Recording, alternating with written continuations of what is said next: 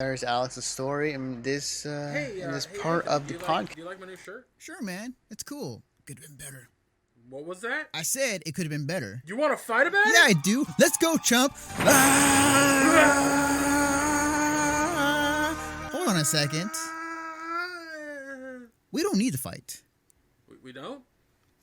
All you need to do is go to 86.com and choose from one of their many designs. Franchises range from Skullgirls to Street Fighter and even BlazBlue. And if you check out 86 through this Twitch channel, use 86.com/?AFF=4 to let them know that Mission Star Podcast sent you.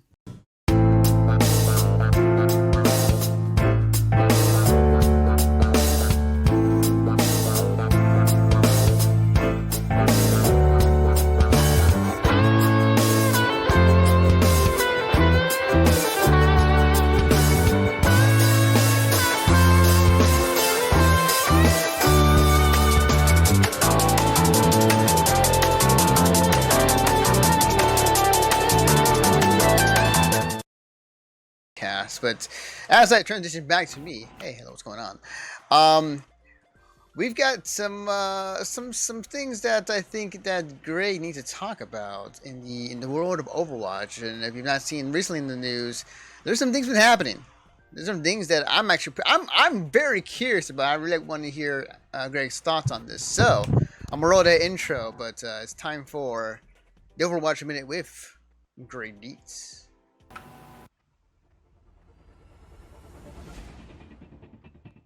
Wicka, wicka.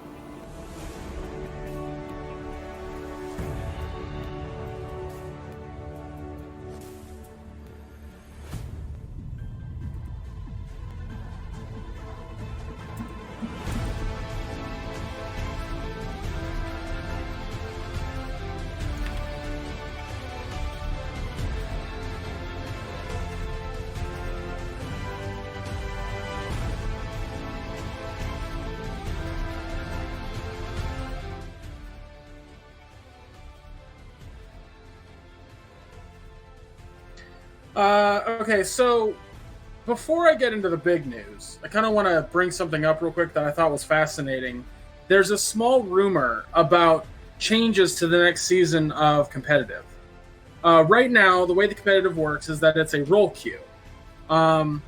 You start your search, and you kind of go into it, and it's just like, hey, do you want to play tank, support, or Damage. Thank you. You're welcome. I was like, oh, I don't fucking ever play damage, so that's why I'm like, my brain went, I don't remember. But then you hit X on it, and if you're playing with other people, they hit X on whatever role they want, and then you start finding a queue. There's been a big problem with damage, where it takes an astronomical amount of time to find a match if you're solo queuing as damage. One girl, she was in queue for like 60 minutes. No joke. Don't know why. That seems ridiculously long, but she was. And so there was this big thing about how, like, why is it when people play tank or support, it's immediate, but when you play as damage, it's taking so long?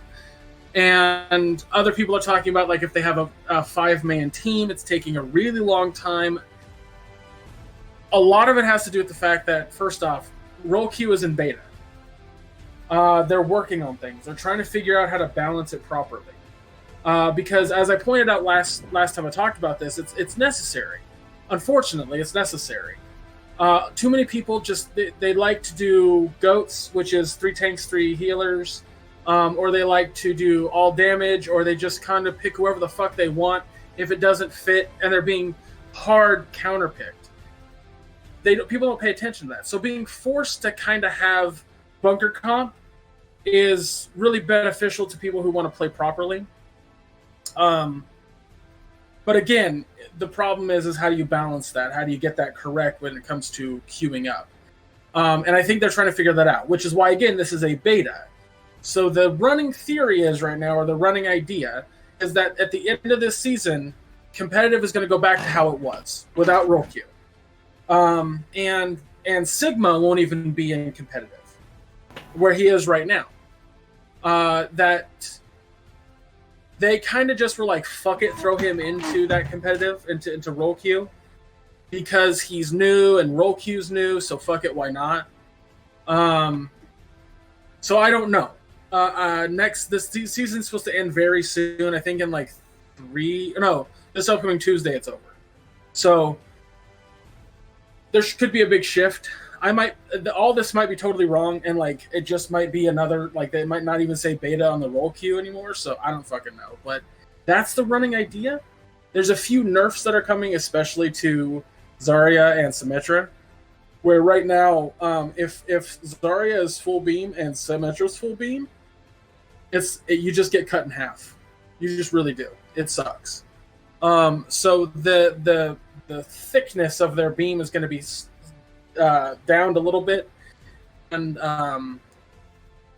apparently it's going to take longer for Zarya's power to increase. So as it is right now, the way that she works is if she bubbles herself or a teammate, and that bubble takes damage, she gains more ability to output that damage. If there's like a Mei or a Junkrat, or she stands in a Hanzo ult, she gets 100% really fast. So the idea is that 100% doesn't come in as quickly, making her a good tank, but not as strong in that regard. And then for Symmetra, like they're just toning down the way that it scales up in damage on her beam. So it's fascinating. I'm interested. I hope that it changes and that people aren't fucking constantly just picking Zarya and Symmetra and then fucking hugging each other's buttholes. It's driving me nuts, dude. It's driving me nuts because I'll be a Lucio at full health and then just get hit by both their lasers and I'm dead. I'm just like, why? I was at full health. I shouldn't be dead. It drives me nuts. Have you played anime fighting games? Get wrecked, noob. Get good. Get good. Both the worst. I'm saying this from a complaint place of it's never fucking happened before. So, okay. So on to the bigger news. Very recently here, there was an accidental posting on Amazon of a licensed Nintendo Switch case. Licensed by both Nintendo and Blizzard, that has the Overwatch logo and Overwatch colors of orange and black, or gold and black, whatever. And actually, one of the cool little details on it, by the way, is that the zipper button, or the zipper parts, are Joy-Cons. The little dangly bits. But as soon as it was posted, it was almost taken down. It was really fucking quick, within like 5 minutes. But of course, the internet's forever, as a lot of you know. And so the speculation is this. One of two things. The first one being that that Overwatch is coming to the Switch, which I think is a rad idea. But I also think that if Overwatch is coming to the Switch, what I'm really, really, really hoping they do is they're like, you still gotta pay $60 for it on the Switch, but if you do that, we're going to basically have this giant cloud system where your account can be moved, essentially, and I can have all my skins on the Switch. If that's the case, then that to me is worth the $60.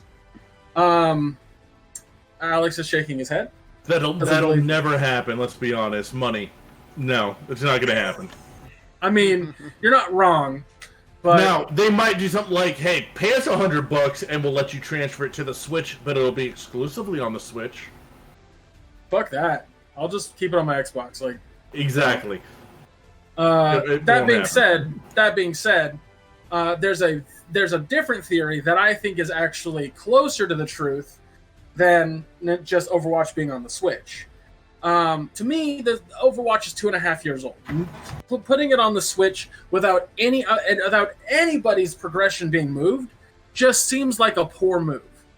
But during the weekend, there was an internal email or something like that got put out about a new Smash character.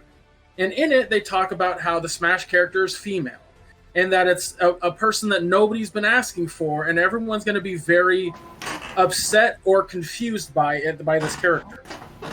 Now, one of the rules within Smash is that a character can only be in Smash if their origin is video game.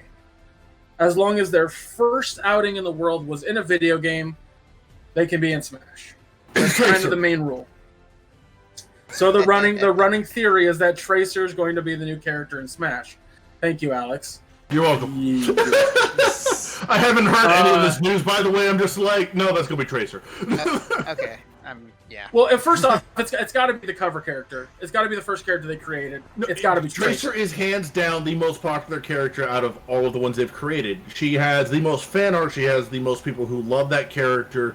She has literally the most character development that they've given anybody. Fuck, they made her gay. Nobody asked them to, but they made her gay. See, here's my argument against that. She has less porn than Diva. How would you know? Except, first off, I want to know how you know. How would that. I not know? Did you crunch the numbers? Second off, Nintendo's still trying to pretend they're a family-friendly company, so let's not go with the porn actress. Basically. I'm just saying, if we're going fan art, I don't think that Rule 34 is not fan art. No, we're talking fan art that is not, whoa, why does she take 3 dicks up her ass at the same time fan art? I don't kink shame. And if that doesn't exist, I'm very disappointed in all of the internet artists. I will. I don't know that I've seen 3 dicks in her ass per se. I've seen 3 dicks near her face. No, in her I've ass, seen tentacle stuff. I will bet you money there is a picture somewhere on the internet of Diva with 3 dicks in her ass. Oh, I don't doubt it. I'm not saying it doesn't exist. I'm saying I haven't seen it. I'm just saying, like, and if it doesn't exist, I am deeply disappointed in everybody. I am just so everybody on the internet. I'm just so curious to see everybody's reaction to this one segment on YouTube when it goes up. Wow. Like, what the fuck is talking about 3 dicks for? What the hell? Oh man. Alex's my search waifu. is gonna be weird. That's my waifu. Oh god. But yeah, so yeah, the running theory is that on the 16th or the 13th, I'm sorry, the 13th, when Smash does their new direct, they will announce Tracer on Smash and the new case. Because I honestly feel like if they were bringing Overwatch to the Switch, it'd be a bigger thing. I think a character and a case seems right in the right spot. Mm-hmm. Because I kind of feel like they'd be like, "Hey, we're gonna have a Overwatch themed console." Like that would be worth bringing the whole game to the Switch.